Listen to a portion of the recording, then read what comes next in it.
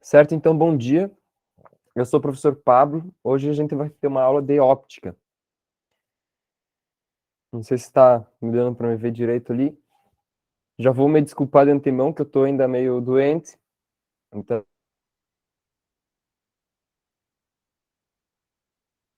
eu não estou conseguindo falar direito, estou tossindo bastante. Ah,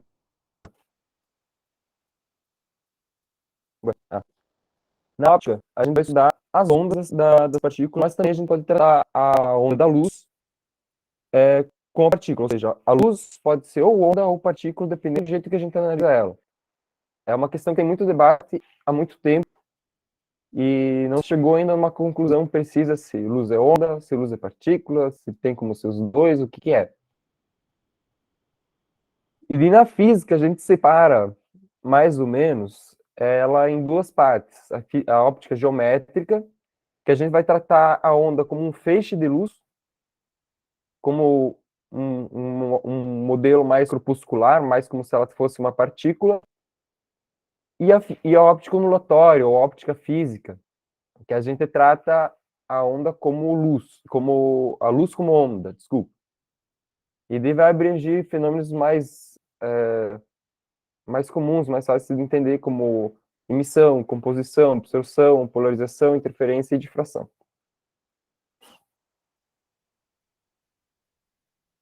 Então a gente vai ter dois tipos de onda. As ondas longitudinais, onde a gente tem a direção de vibração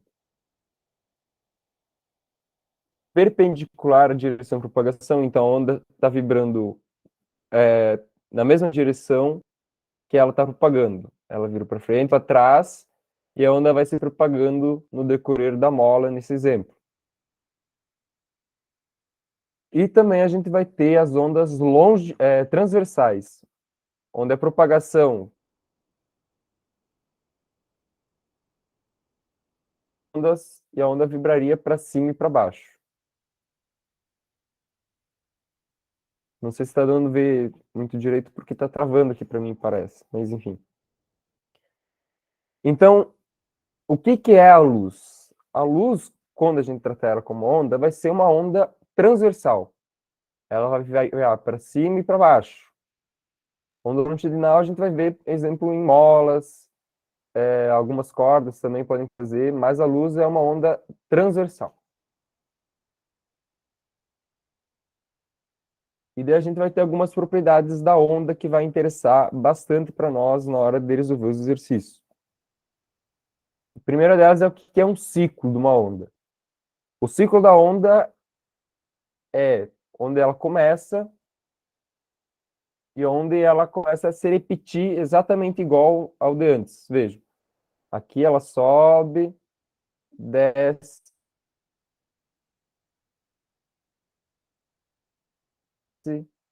depois sobe de novo até aqui. A partir daqui ela começa a repetir o mesmo movimento que ela fez antes. Subir, descer, subir. Então a gente diz que um ciclo completo é quando ela torna a posição inicial. Dá para pegar a distância entre os dois vales, ou entre os dois vales, ou entre os dois picos, vai ter um ciclo. E essa distância entre cada ciclo, o início e o fim do ciclo, a gente vai.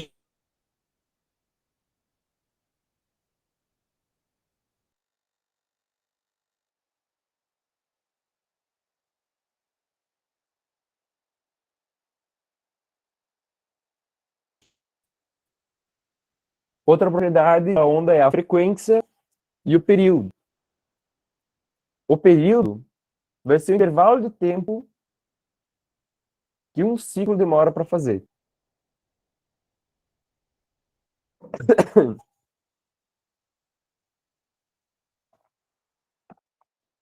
Uma onda mais frequente, ela vai ter um ciclo mais curto. Portanto, o período de tempo que demora para fazer esse ciclo vai ser mais curto. Uma onda de uma frequência mais baixa vai ter um ciclo mais longo. Então, o período que ela vai demorar para fazer ciclo é maior. E vejamos, a frequência agora vai ser quantos ciclos ela faz em um determinado tempo.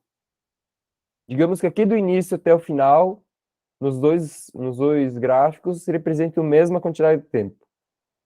Essa onda mais frequente, ela vai fazer 1, 2, 3, 4, 5, 6 ciclos. Enquanto a onda de baixa frequência vai fazer 3. Então, veja, eu tenho aqui 6 ciclos por unidade de tempo, enquanto aqui eu tenho 3. E isso vai ser a nossa frequência. Agora, o período é o tempo para um único ciclo. Tô vendo que tem bastante aluno meu ali, e vocês já devem ter visto essa parte, né? Então, vamos dar sequência. Agora sim. Na parte do ondulatória vai ter alguns fenômenos que não necessariamente a gente vai precisar saber todas as contas que envolvem eles para a gente estar resolvendo essa questão do Enem. Sabendo o conceito, entendendo bem esse conceito de cada um desses fenômenos já basta para resolver várias questões. São poucas as que exigem um cálculo em si. O primeiro fenômeno ondulatório que a gente tem é a difração. A difração ela ocorre quando que a luz ela consegue contornar um obstáculo. A gente tem uma frente de onda vindo numa direção e ela consegue contornar o obstáculo, mesmo que da frente de onda a direção que seguia não permitisse isso. Por exemplo, aqui a gente tem uma frente de onda ainda basicamente paralela ao anteparo. Então, se imaginaria que se ela se comportasse como partícula, ao atravessar esse anteparo, ela continuaria indo reta da mesma forma. E seria como se a gente visse só um feixe de luz. Só que na realidade o que acontece é que ao passar do orifício, pelo obstáculo, ela se espalha de uma outra forma. Ela muda a direção dela de modo a se espalhar em todas as direções de novo. Exemplo do caso que se tu faz um buraco na parede, atrás de uma lâmpada, por exemplo, tu ainda vai enxergar a luz. Porque a lâmpada não vai emitir só numa direção. A luz vai se propagar para todas as direções e quando encontra um obstáculo, por ela se propagar por toda direção, ela vai contornar esse obstáculo. Vocês podem testar em casa, exemplo, e fazer na água. Bota um obstáculo na água, uma chapinha numa água parada e faz ela ficar turva, faz ela criar umas ondas. A onda vai bater na chapinha, um pouco vai ser refletida, mas o que passa pelos lados vai acabar agitando a água atrás desse anteparo que a gente bota. Porque essa luz ela está difratando, ela está se espalhando. Outro fenômeno é a reflexão. Aqui já é mais associado à física como partícula. Ocorre que a luz que incide em um objeto, ela pode ou atravessar ele, como exemplo no meio translúcido, ou ela é refletida, como se fosse um espelho. Quando a luz é refletida, ela retorna ao mesmo meio, ou seja, a gente tem a luz vindo no meio, que nesse caso seria o ar, e ela bate no espelho. Só que ela não entra nesse espelho. Ela é refletida e volta de volta para o ar. Então, isso a gente vai chamar de reflexão. O que vai variar aqui? A frequência vai continuar sendo a mesma, o comprimento de onda vai continuar sendo o mesmo, só vai mudar a direção de acordo com esse ângulo de incidência. Quanto mais inclinado vem aqui, mais inclinada a onda é refletida aqui.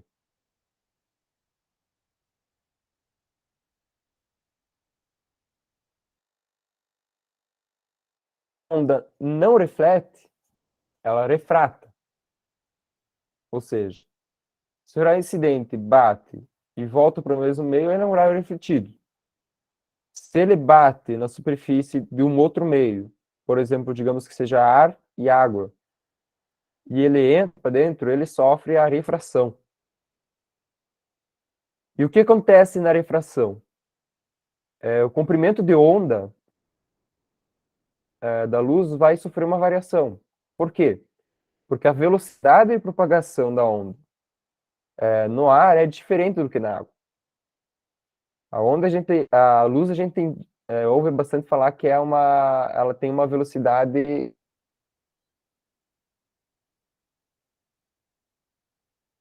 Parece que a velocidade da luz ela vai variar de acordo com o meio. No vácuo ela vai ser 300.000 quilômetros por segundo, mas na água já vai ser uma porcentagem disso, menor. O diamante, por exemplo, ele chega a ser quase metade da velocidade da luz do que ela é no vácuo. Então, essa mudança de velocidade provoca uma mudança do comprimento de onda, e por causa dessa diferença, a gente tem uma diferença nesse ângulo que ela entra na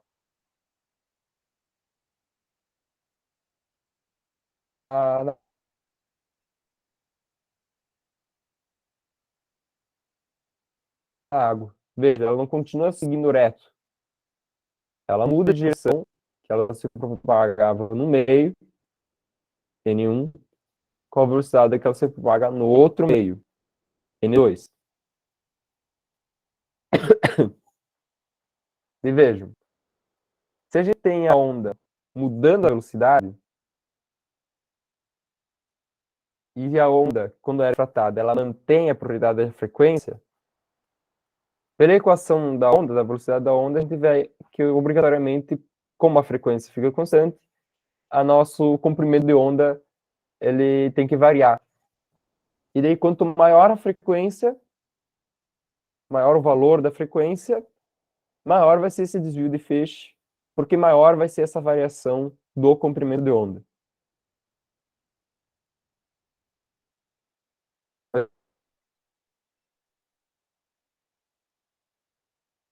A gente tem essa equação aqui, né?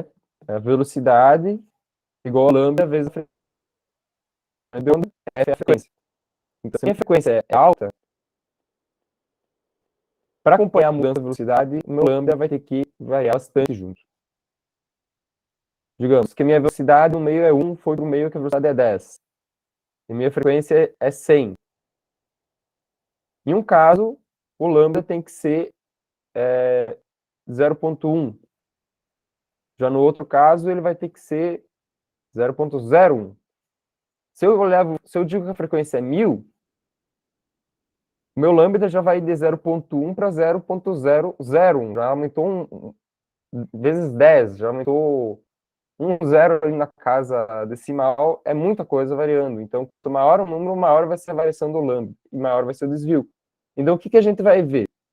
A gente vai ver o fenômeno da dispersão. Quando o feixe de luz, por exemplo, a luz do Sol, que é branca, que é composta por várias faixas de frequências, passa de um meio para o outro, a luz branca vai sofrer a refração. Só que como diferentes frequências vão sofrer diferentes variações nesse comprimento de onda, a gente vai ter um ângulo maior para frequência mais alta do que para frequências mais baixas. Voltando lá. A luz entra, incide de um meio para o outro, sofre uma variação, uma refração aqui no ângulo. Quanto maior a frequência, maior vai ser esse desvio. Se não tivesse nenhum desvio, ela ia continuar seguindo reto. A cada pouquinho de desvio, ela começa a ir cada vez mais para baixo. Quanto maior o desvio, digamos que, que ela refrata ao máximo, ela iria reto para baixo. Exemplo. Então, a luz aqui que incide, ela vai refratar as frequências mais baixas, menos,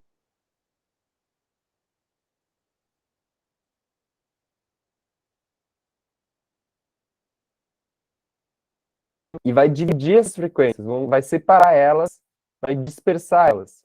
É o exemplo do que a gente vê no arco-íris. Quando chove, a luz do sol passa por dentro das gotículas de água e sofre a refração.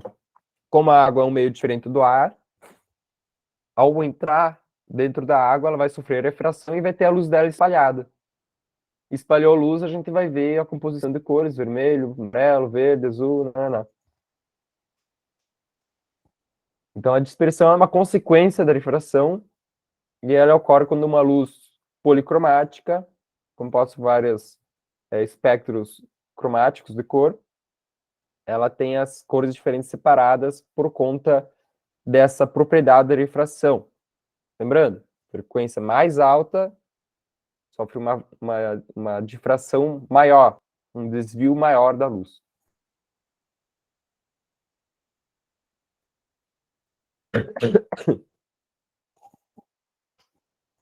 E por último, a polarização. A luz que vem, por exemplo, do Sol, ela não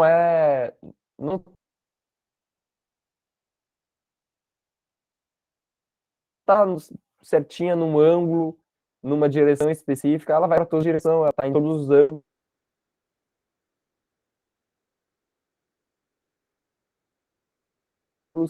Então, é uma onda que não está polarizada, que a gente chama. A exemplo da aqui, a gente tem a frequência vindo de cima para baixo, do lado. Então, o que é a polarização? A polarização é quando a gente pega essa onda, que está indo em todas as direções, e a gente bloqueia para ela passar só em uma direção.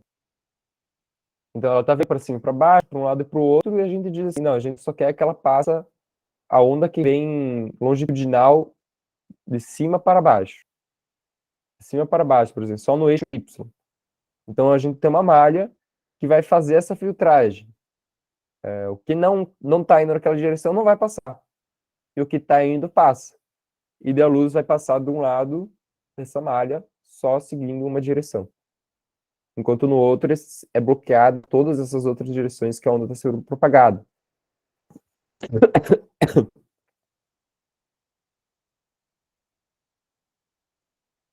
Luz.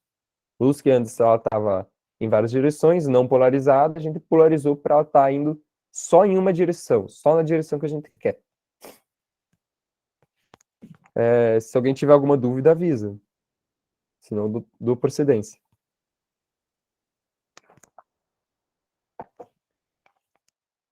Então, vamos lá. Questão do Enem 2020. Alguns cinemas apresentam uma tecnologia em que as imagens dos filmes parecem tridimensionais, baseado na utilização de óculos 3D. Após atravessar cada lente dos óculos,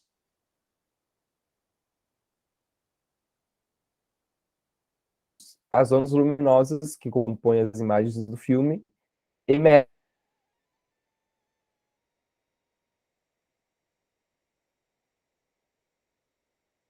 vibrando apenas na direção vertical ou apenas na direção horizontal, por meio do fenômeno ondulatório. Não. Difração é quando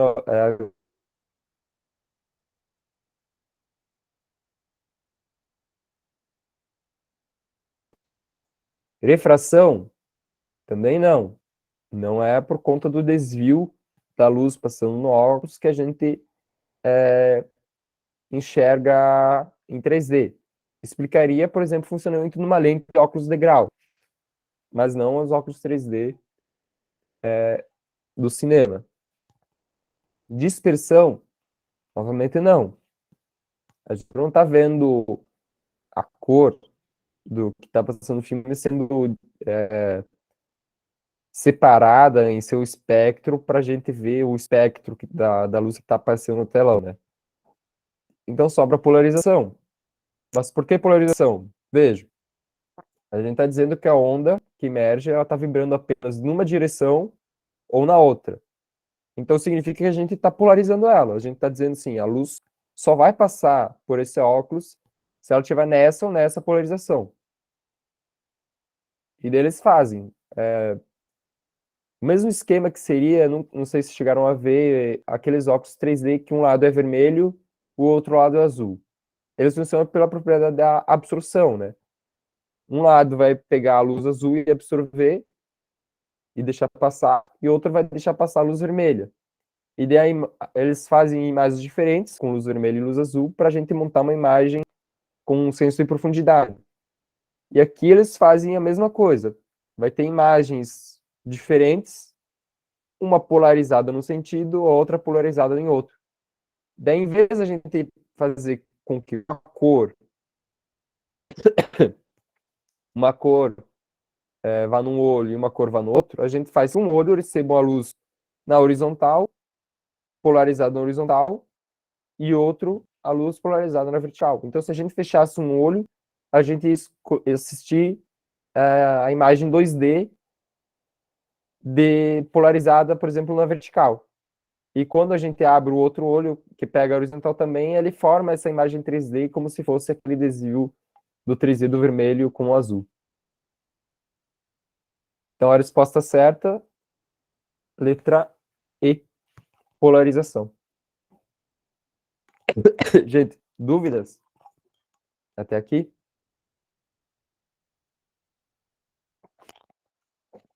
Acredito que não, então. Vamos à sequência. Enem 2018, desculpa. A figura representa um prisma óptico constituindo de um material transparente, cujo índice de refração é crescente com a frequência da luz, que sobre ele incide. Um feixe luminoso, composto por luz vermelha, azul e verde, incide na face A, emerge na face B, e após ser refletido por um espelho, incide no filme para fotografia colorida, revelando 3 pontos. Então, a gente tem um feixe incidindo no prisma, na face A do prisma, e ele sai do prisma pela face B. Aqui a gente está tendo o fenômeno de refração, a onda do feixe incidente, que é policromática, composta por 3 cores, é separada, é difratada, e segue direções diferentes ao sair do prisma.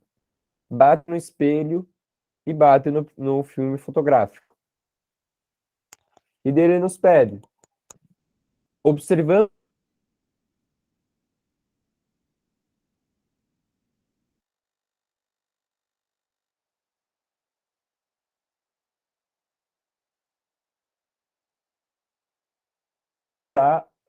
a sequência de cor que vai ser no filme. Como eu expliquei lá anteriormente, a luz vermelha vai ser a que menos vai difratar, menos vai sofrer o desvio. Então, a gente conclui que a luz que incide aqui, essa que está mais para cima, ela vai estar com um ângulo menor de desvio. Então, vai ser a luz vermelha.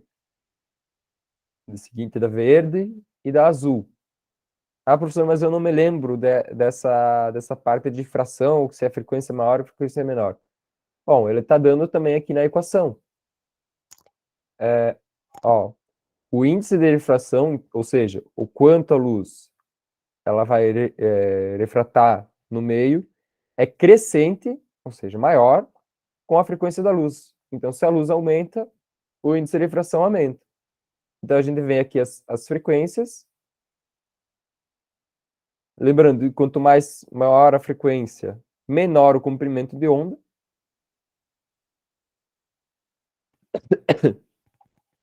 Então, uma luz vermelha, um comprimento maior de onda, tem uma frequência menor. Se ele tem uma frequência menor, ele vai difratar menos. A luz verde tem a frequência maior do que a vermelha. Então, ela vai difratar mais que a vermelha. E a azul, a violeta, mais ainda do que a verde, então ela vai difratar mais que ambas as outras luzes. Então, qual vai ser a sequência de baixo para cima das luzes que a gente vai enxergar? Primeiro, a vermelha, que é essa que bate mais em cima, só que ela reflete no espelho e ela volta aqui por baixo. Depois a verde, depois a azul. Então, a nossa resposta é a opção A, vermelha, verde, azul. Por que não as demais? Por exemplo, nessa questão aqui, a gente já pode eliminar a B, a D e a E. Por quê? Porque eles já botam o verde ou no final ou no começo. Só que não faz sentido o verde estar no final ou no começo, porque ele está no meio do vermelho e azul. Então se espera que ele esteja no meio, seja lá qual for a ordem. Seja azul, verde, vermelho, ou vermelho, azul, verde, verde, azul, ele deveria estar no meio. Então a letra B começa com verde, não faz sentido. A letra D também começa com verde, também não faz sentido. E a letra E termina em verde, também não faz sentido. A C, que sobra, azul, verde e vermelha, que faria um pouquinho de sentido, só que daí tem que ficar e analisar essa questão da refração e cuidar, ó, que o vermelho, embora ele esteja para cima aqui, ele inverte pelo espelho e vem para baixo no filme fotográfico. Por isso a resposta é a letra A.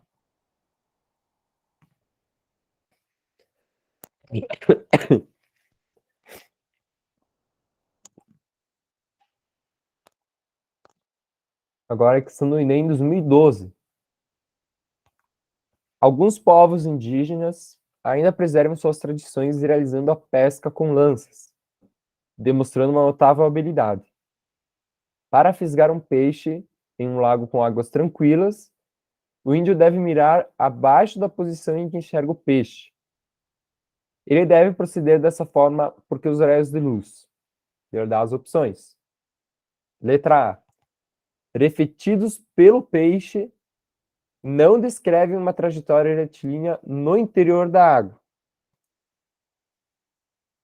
Não é. Por quê? Bom, a luz só vai entrar dentro da água, bater no peixe, ser refletida pelo peixe, só que dentro da água, ela vai seguir retilínea. Ela só vai sofrer um desvio se ela trocar de meio. No mesmo meio, a luz vai seguir a mesma direção. Só se essa água estivesse turva, mas ele deixa claro que há águas tranquilas, as águas são tranquilas, então não tem movimento nessa água, não tem nada que faz essa luz dentro da água sofrer uma variação na sua trajetória. Então veja, não descreve uma trajetória retilínea no interior da água. Não, ela vai sofrer no interior da água, ela vai seguir reta. Letra B. Os raios de luz emitidos pelos olhos do índio desviam sua trajetória quando passam do ar para a água. Se a gente tivesse uma luz que saísse do olho do humano, ela ia sofrer.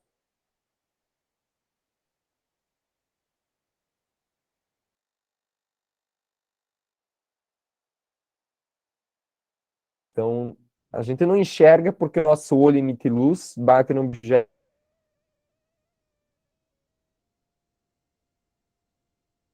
e volta para nós. A gente enxerga porque a luz do sol, ou a luz de uma lâmpada, ele reflete então, da luz do objeto, vem e bate no nosso olho. Então é por isso que a gente vê. Letra B errada, por quê? Porque a gente não enxerga, então não emite pelos olhos. Segundo motivo, porque aqui está fazendo o processo contrário. Está dizendo que eu estou enxergando porque o corpo está absorvendo a luz. Mas na verdade é o nosso olho que tem que absorver a luz para a gente enxergar. Então ele está fazendo o processo contrário, sem que a luz retorne para o olho para enxergar. Errada, letra B também. Letra C. Os raios de luz espalhados pelo peixe são refletidos pela superfície da água. Nesse caso, a luz solar entraria na água, bateria no peixe e ele espalharia essa luz. A luz ela retornaria para a superfície, mas ao bater na superfície da água, ela bate e volta, como se fosse um espelho. Não acontece. Se isso acontecesse, o índio não conseguiria nem ver o peixe. Porque lembre, refração é quando ela troca de meio. Reflexão é quando ela volta para o mesmo meio. Então, se a onda está sendo refletida, ela está voltando para o mesmo meio. E o índio não veria o peixe nessa situação.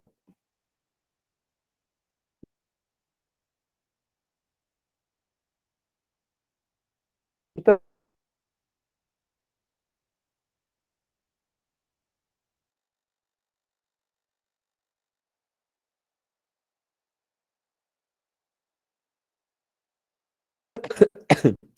Novamente aquela questão, olhos não emitem luz, então não faz sentido. Novamente, não faz esse processo contrário da luz chegar para o olho, para ele enxergar a luz. Então, não faz sentido a luz ser espalhada por superfícies, também não explica porquê do desvio. E por fim, a letra E. A luz, os raios de luz refletidos pelo peixe desviam sua trajetória quando passam da água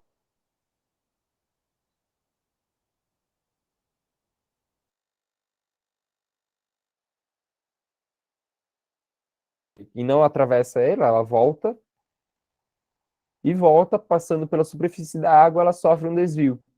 Por isso, por causa desse desvio, que o índio mira num lugar diferente, porque ele sabe que o peixe, mesmo que empiricamente, não está na posição que ele vê. Então, a resposta certa, letra E.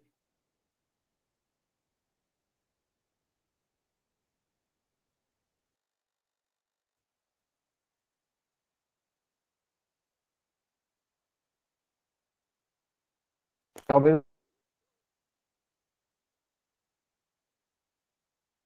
assim fique mais fácil de entender o porquê.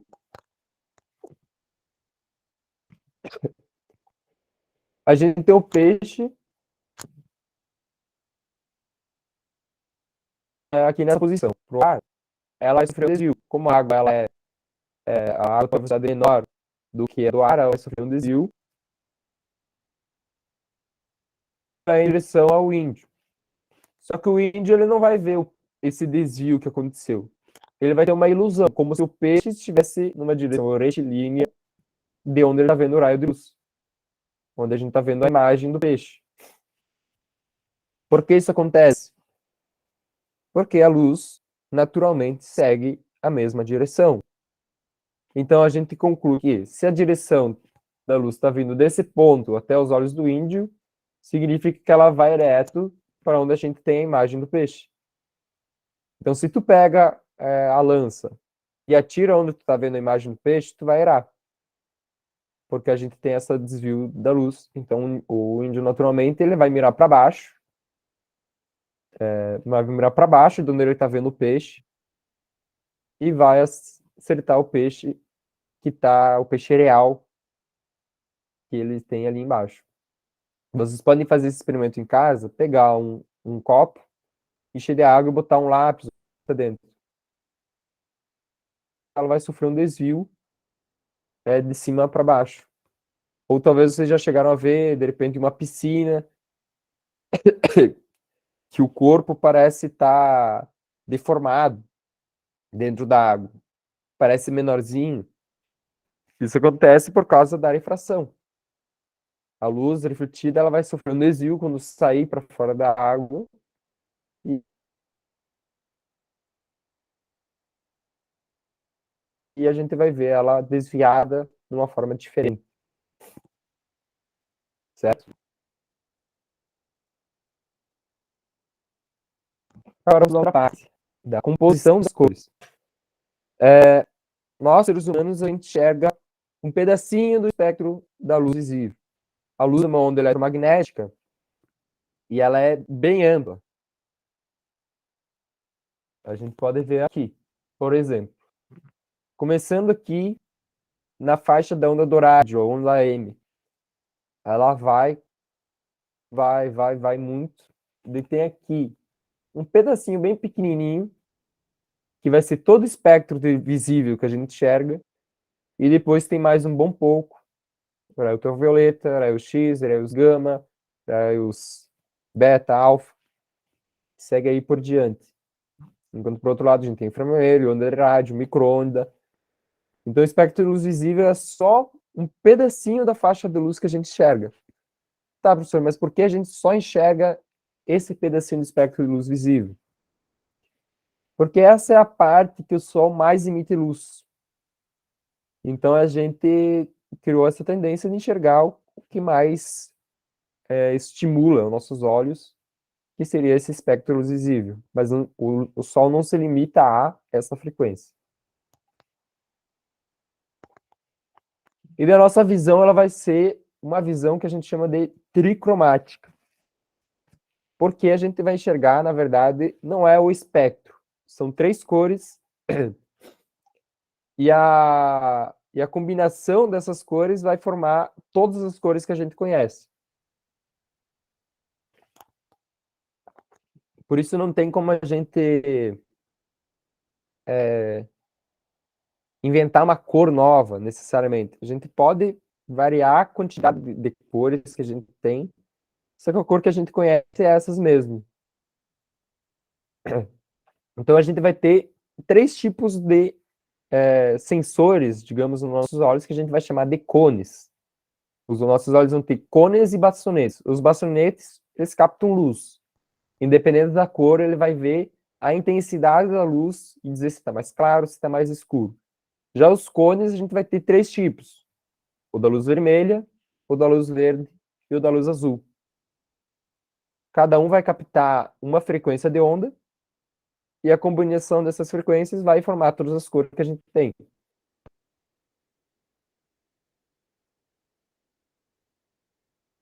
Por exemplo, combinando a luz verde com a luz vermelha, a gente tem a cor amarela.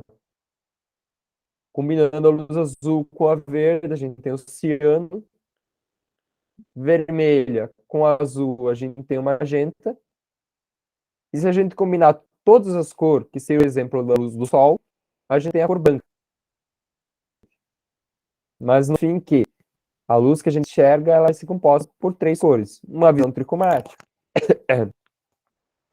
Outros animais vão ter visões diferentes.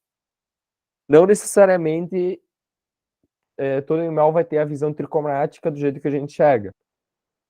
Exemplo dos cachorros, eles, não sei se eles têm essa parte do azul, que é bicromáticas agora.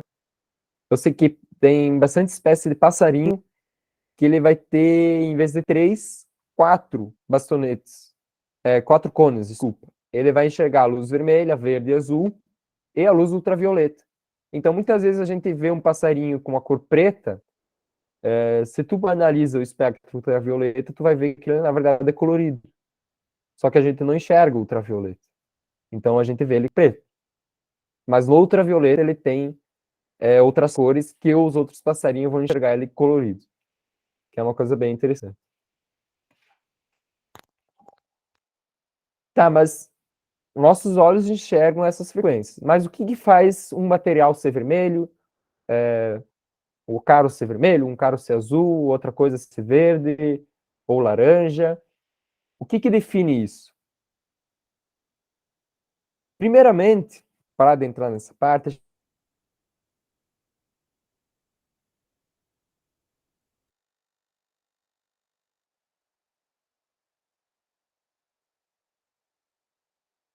como assim quantizado?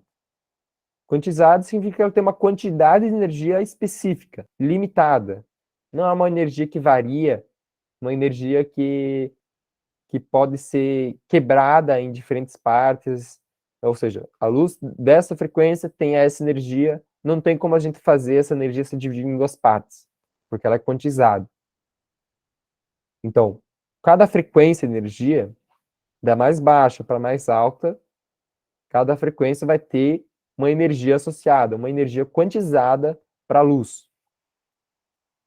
Quando essa luz quantizada, ela atravessa as moléculas, bate nos átomos, nos elétrons, os átomos vão absorver a luz dependendo da energia que ela tem. Se a energia que o átomo precisa para mudar o elétron, mandar ele para a camada superior, que a gente vê lá em química, se a energia que a luz tem é a mesma para ter essa mudança, o átomo absorve a luz. Se não tem, ou ele vai refletir a luz, ou ele vai deixar passar direto. Então a gente vai ter luz em alguns objetos sendo absorvida e outras não. Outras sendo refletida ou atravessando o meio. A exemplo, um vidro translúcido. Quando a luz passa esse vidro, ela a princípio não é absorvida por ele. A gente vai atrás do vidro, a gente continua vendo a luz que está atravessando ele. Ou seja, a luz que está passando por ele, ela não está sofrendo absorção, ou seja, o vidro não tem nenhuma molécula, nenhum átomo que consiga absorver esse espectro da luz visível. Então, ela é translúcida para nós, porque ela atravessa o vidro.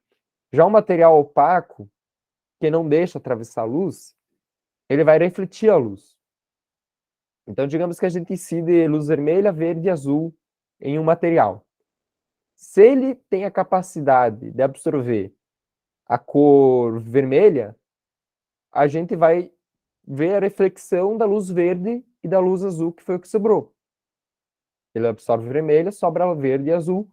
Então, a gente enxerga a verde e azul que somando dá o ciano. Então, o que a gente enxerga de ciano? É um material que absorve a luz vermelha. Outro exemplo, as árvores. As árvores a gente enxerga elas, as folhas delas com a cor verde. Por que a cor verde? Ah, por causa da clorofila e tal? Sim, mas por quê? A luz que incide é branca. Então essa luz branca que está incidindo na árvore tem a cor vermelha, azul e verde.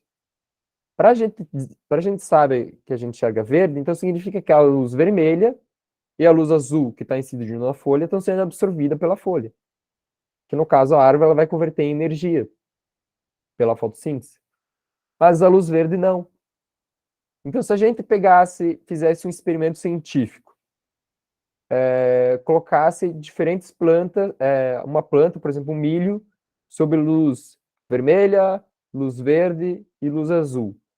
Provavelmente na luz verde ele ia sofrer bastante, se é que ia sobreviver, porque ele não vai absorver a luz verde. Então, se ele não consegue absorver a luz verde, como é que ele vai fazer a fotossíntese, o processo de fotossíntese, certo? Então, a cor que a gente enxerga nada mais é do que a reflexão das ondas que não foram absorvidas por um objeto. Certo? Voltando aqui. Só para reforçar. Ó. Não observa a luz verde, a gente vai ver ou vermelho, ou azul, ou magenta. Ou a variação dentro dessas duas cores. Se ele absorve a luz azul, a gente vai ver verde, o vermelho ou amarelo. Se ele absorve duas cores, como o azul e o verde, a gente vai ver vermelho. E assim por diante. Aqui novamente um exemplo. Tem a luz branca chegando nas três frequências. Na verdade, a luz branca não se limita a essas três frequências de cor, né? Ela vai em todas as frequências. Só que a gente retrata assim porque os nossos olhos enxergam essas três cores, né? Então, se ela bate no material que a gente enxerga vermelho, ele vai absorver a luz verde, a luz azul, e vai refletir só a luz vermelha. Se ele bate no material verde, ele reflete a luz azul e a luz vermelha, e reflete só a luz verde. Se bate no material azul, ele absorve a luz.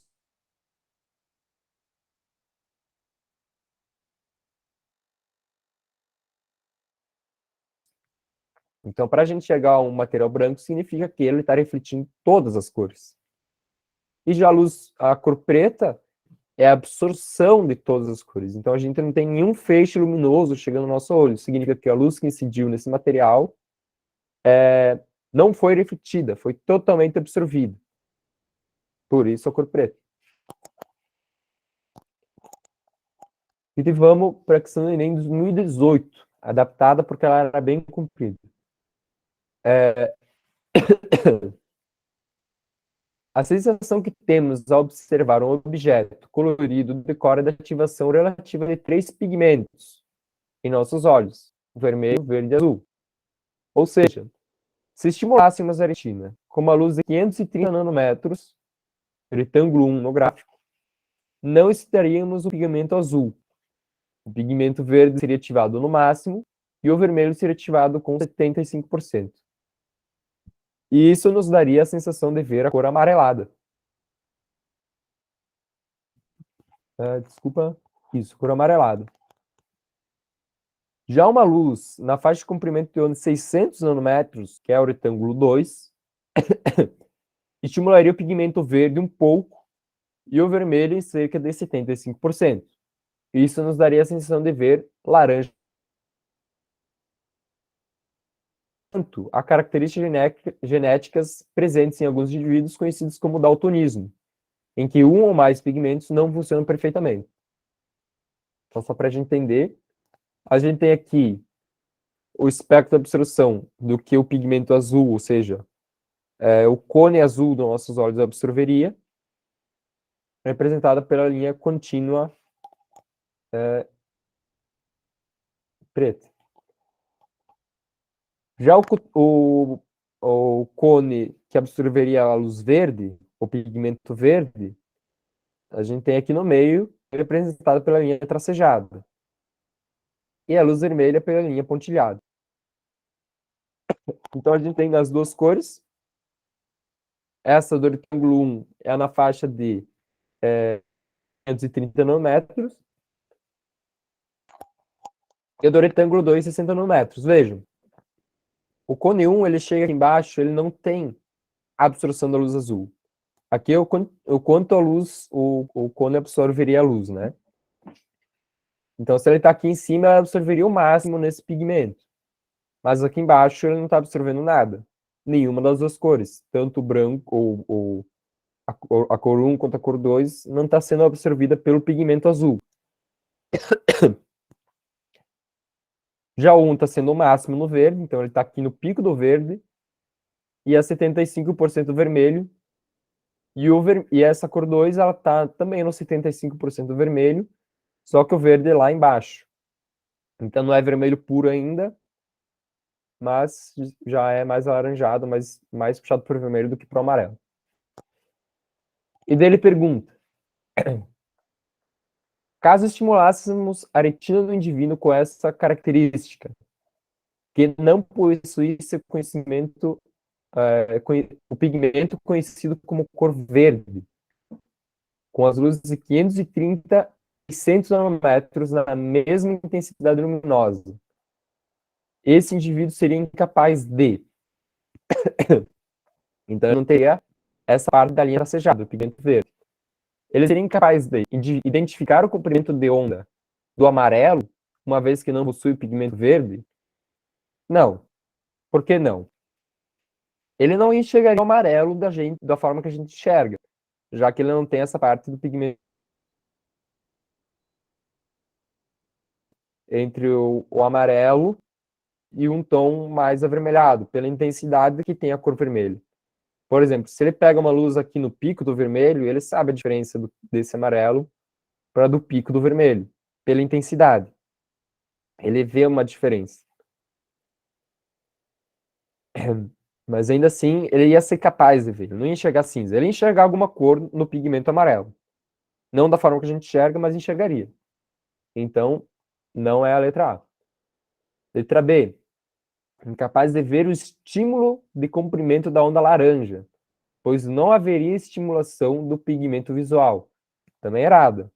A laranja não estimularia o pigmento verde, mas continuaria estimulando o pigmento vermelho. Então ele continuaria enxergando essa cor.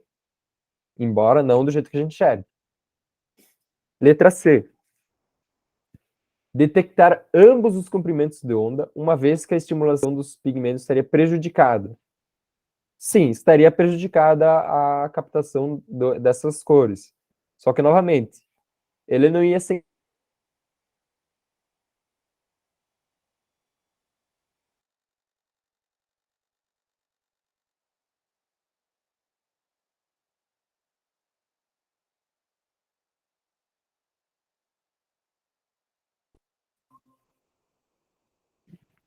Tá, parece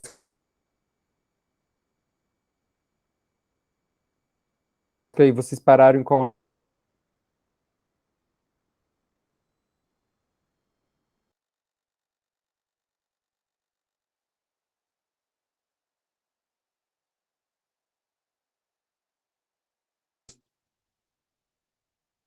Meu Deus do céu.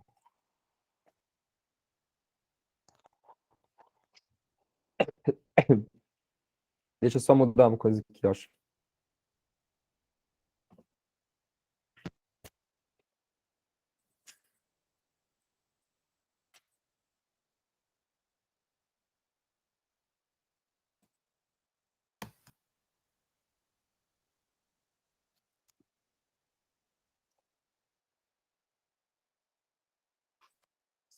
Certo. Certo. Tá, acho que agora não vai mais cair. Talvez uma imagem, mas o som acho que não. Então, a letra C, ele ia ser capaz de detectar ambos os comprimentos de onda. Não do jeito que a gente enxerga, mas ele não fica incapacitado por causa que ele não tem a cor verde.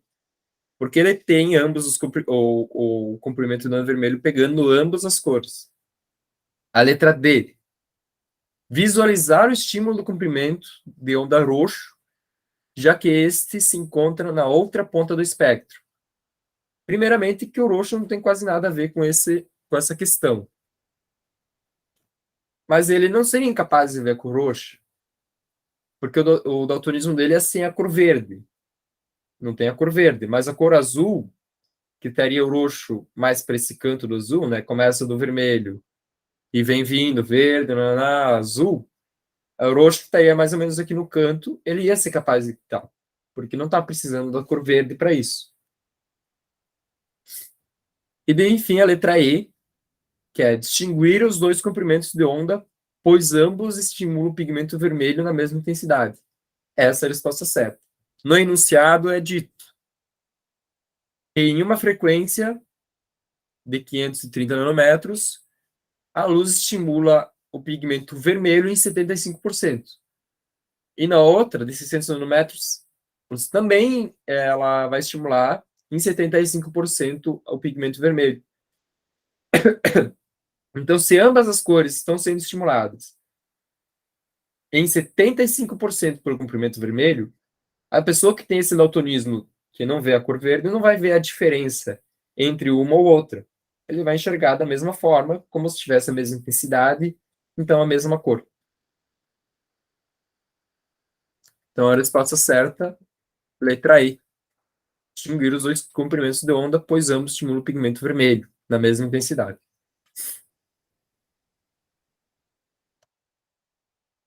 Outra questão do daltonismo.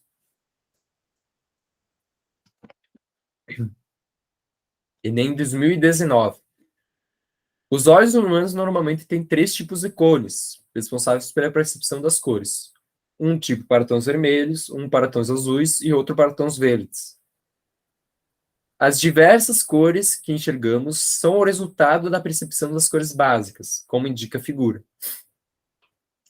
A protanopia é um tipo de daltonismo em que há diminuição ou ausência dos receptores da cor vermelha. Considere um teste com os dois voluntários, uma pessoa com visão normal e outra com um caso severo de protanopia. Nesse teste, eles devem escrever a cor dos cartões e quem eles são mostrados. São utilizadas as cores indicadas na figura. Para qual cor os dois voluntários identificarão a mesma cor? Então, o cara tem protanopia, ele vai ter ausência do cone vermelho, ou redução dele, mas como é um caso grave, a gente trata como uma ausência. Então, ele não veria a cor vermelha. Então, você pega uma pessoa normal e ele para pegar e ver as mesmas cores. Qual que ele não seria, desculpa, qual seria a única cor que eles, nesses exemplos, que eu conseguiria enxergar a mesma cor que o participante que é saudável, que não tem daltonismo? Letra A, vermelha? Não, essa não precisa nem dizer. A pessoa que tem essa doença, ela não vai conseguir nem enxergar a cor vermelha. Então, quem dera saber diferenciar o vermelho de outra cor. Letra B, magenta? Também não. O magenta, ele está aqui, ele tem parte da luz no vermelho e parte na luz do azul. Então, para a gente ver a diferença do magenta para outra cor, a gente precisa da composição dessas duas cores. No caso da pessoa com o daltonismo, que não enxerga o vermelho, ela enxergaria o magenta como azul, não como a cor magenta. Pega lá a cor magenta e ele dizer que é a cor azul. Então, seria diferente. Letra C, amarelo, mesma história. O amarelo precisa da composição da cor vermelha com a cor verde, para tu enxergar o amarelo. Então, a cor amarela ele enxergaria como verde, já que ele não tem a cor vermelha para enxergar. Letra D, branco. Aqui entra a parte que pode ocorrer um equívoco na resposta. Bom, tu pensa assim, a cor branca é a composição de todas as cores. Então, a pessoa com daltonismo que enxerga o branco real, com as três cores, veria também o branco branco, enxergando duas cores, porque ele também estaria vendo a composição de todas as cores. Só que veja, se ele tem vermelho, se ele não tem vermelho e tem verde e azul, se tu bota a luz branca, ele vai captar só verde e azul. E verde e azul junto é ciano. Então ele veria a cor ciano. E a mesma coisa aconteceria para o branco, porque ele não ia ver a diferença entre o branco e o ciano. Para ele ia ser tudo ciano. E por fim tem a letra E, azul. Sim, se ele tem o receptor da cor azul, ele vai ver tranquilamente a cor azul, da mesma forma que uma pessoa normal, saudável, que tem também a cor azul, enxergaria. Então a resposta correta nesse caso, letra E.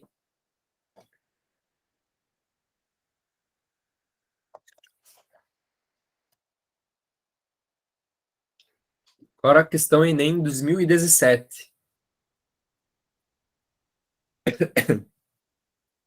A epilação a laser, popularmente conhecida como depilação a laser, consiste na aplicação de uma fonte de luz para aquecer e causar uma lesão localizada e controlada nos folículos capilares.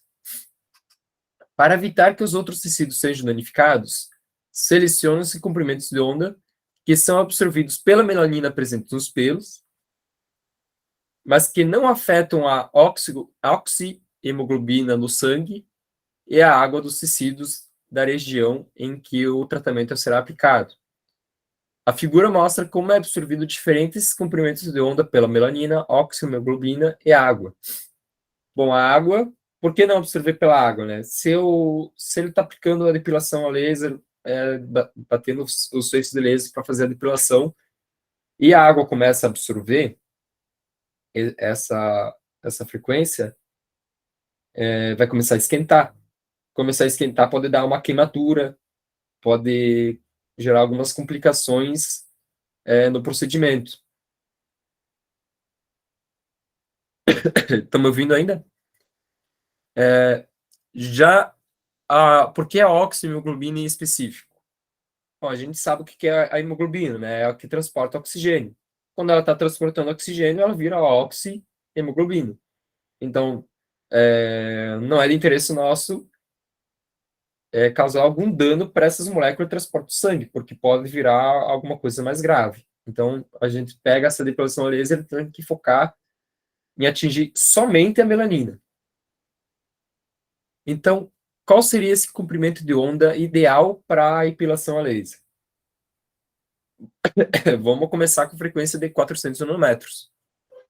Na frequência de 400 nanômetros, com comprimento de onda de 400 nanômetros, a oxihemoglobina, que é esse que varia bastante aqui, ela tem uma capacidade de absorção maior que a da melanina. Então, está bem longe de ser a frequência de interesse para nós. A gente não quer que isso aconteça, que a oxihemoglobina capta mais que a melanina. Pelo menos que seja menos, no mínimo. Então, a letra A não é. Letra B, 110 nanômetros comprimento de onda. Aqui a gente tem a melanina e ela está absorvendo um pouco mais que a água. Ela continua absorvendo energia água e também na oxihemoglobina. Aqui, embora a melanina ela absorva mais do que a água e a oxihemoglobina ainda está sofrendo essa absorção e também a água. Então, continua sendo perigoso, continua não sendo o ideal. Letra C, 900 nanômetros.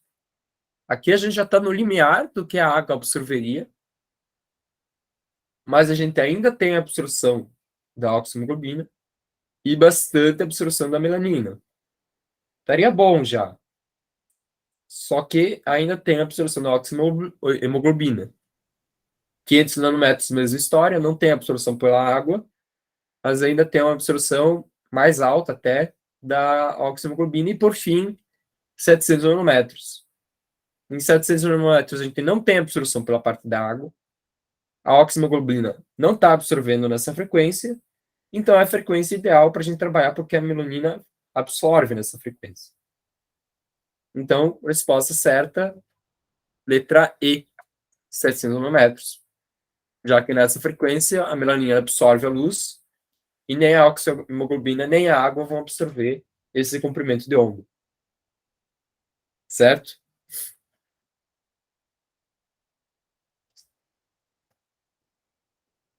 E por fim, questão do Enem 2020. Aquelas que gostam de botar bastante texto. Herschel, em 1880, começou a escrever sobre a condensação da luz solar no foco de uma lente em que queria verificar de que maneira os raios coloridos contribuem para o aquecimento.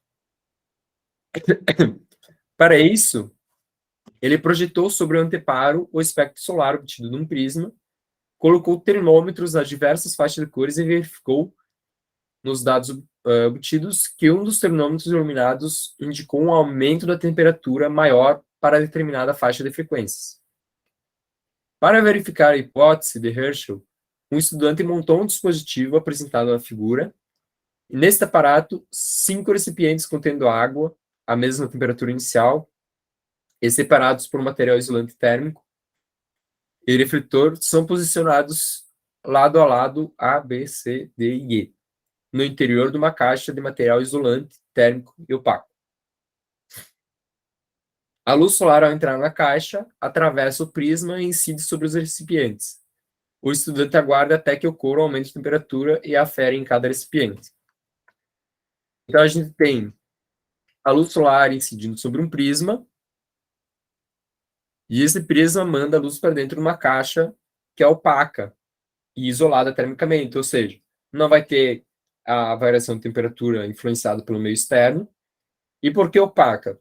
Para que a luz não seja refletida lá dentro pela caixa. Porque a gente tenha, por exemplo, a luz azul refletindo em outro recipiente, alguma coisa, a caixa sendo opaca, ela não vai causar isso. Então, a luz passa pelo prisma, sofre a difração, ela se divide em outras, de acordo com a frequência, e vai incidir sobre os recipientes contendo água. E daqui ele indica, esse segundo feixe seria o feixe vermelho, e esse quarto feixe o violeta. E ele mostra aqui o espectro visível, que seria, então, verde, vermelho, indo para o verde, violeta e assim por diante. Então, essa do meio a gente conclui que seria o verde, que é o que está entre o vermelho e o violeta. Antes do vermelho, a gente não tem o espectro visível. Mas antes do vermelho, a gente já subtende infravermelho, que vem antes do vermelho.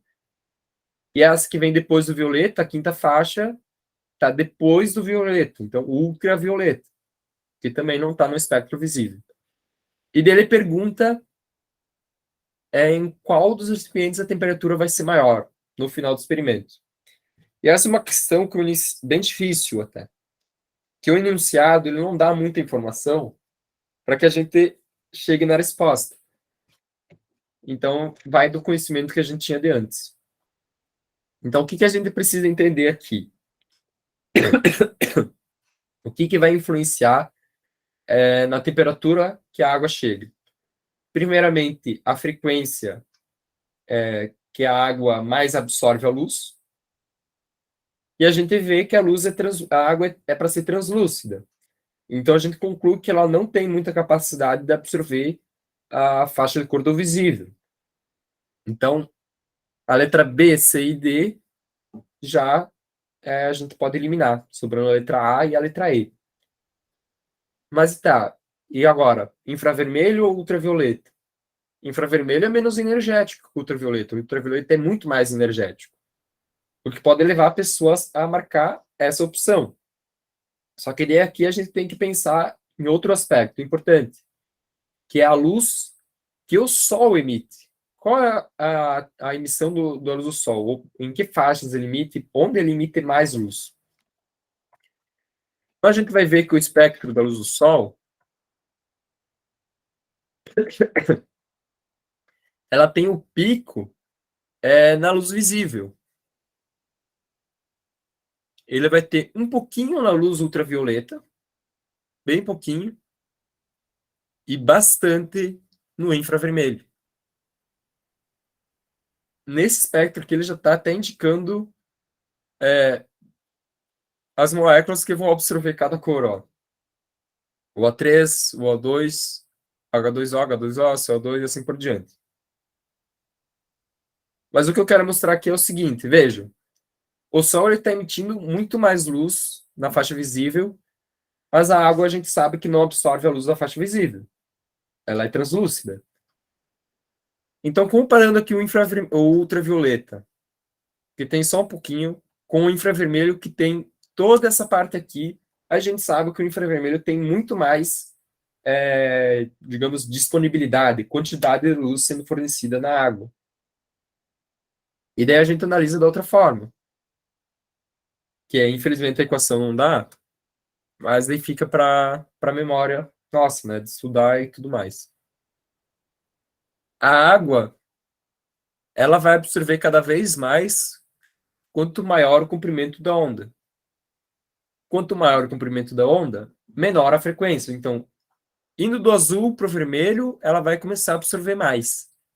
Passando do vermelho, porque a gente tem a luz visível acabando aqui nessa parte mais ou menos de 700 para 800 nanômetros, é a última cor da faixa que a gente enxerga, ela começa a absorver o infravermelho. E daí a gente nota o pico que dá quando chega na luz infravermelha. Ou seja, ao mesmo momento que o Sol emite maior quantidade de luz no infravermelho, desconsiderando a parte da luz visível, a água também vai absorver a maior quantidade da energia dela pela luz infravermelha. Então, a resposta que a gente chega aqui nesse caso seria a letra A, que seria o correspondente à luz emitida no infravermelho. Outra forma da gente pensar. O infravermelho está muito associado ao calor. Por exemplo, todo mundo já ouviu falar de câmera do infravermelho, que ela vai captar o calor que as pessoas emitem e tem, às vezes, a capacidade de ver movimentação de noite. Mesmo sem a ausência de luz visível, ela consegue ver a luz que um corpo emite no infravermelho. Então, dá para associar essa noção do infravermelho, ele está muito associado à temperatura, à radiação do corpo negro que a gente chama. Outra forma de a gente pensar nessa resposta. Quando a gente começa a aquecer uma barra de metal, aquece, aquece, vai aquecendo bastante. Ela vai começar a emitir luz, embora a gente não enxergue luz no infravermelho. Se a gente continuar aquecendo, ela vai ficar cada vez mais energética. Tá metendo energia, a gente tá metendo quantidade de energia, chega ao ponto que a gente começa a ver a barra ficar avermelhada. Ou seja, a barra emitir luz no comprimento de onda vermelha. Então, a gente já dá para associar que essa questão da temperatura está muito ligada ao infravermelho, às baixas frequências. Então, é uma outra forma de a gente chegar à resposta aqui do infravermelho. Então, a resposta certa é a letra A. Certo? De hoje seria isso. Não sei se alguém tem uma dúvida, quer tirar. Acho que já está na hora de acabar a aula também.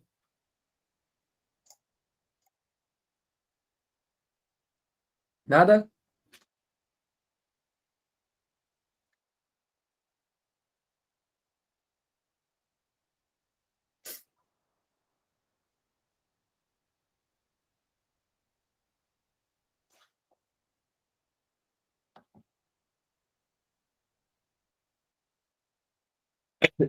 Bom, vou fingir que foi respondido. Então, obrigado pela participação. Foram poucos, mas a aula é gravada, então quem puder ele distribuir para os colegas. Essa parte óptica não tinha sido mostrada para nenhum outro professor ali. Eles focaram mais na parte mecânica, então É uma aula importante a gente estudar e tudo mais. E eu agradeço a participação de todos. Bom final de semana. Tchau, tchau.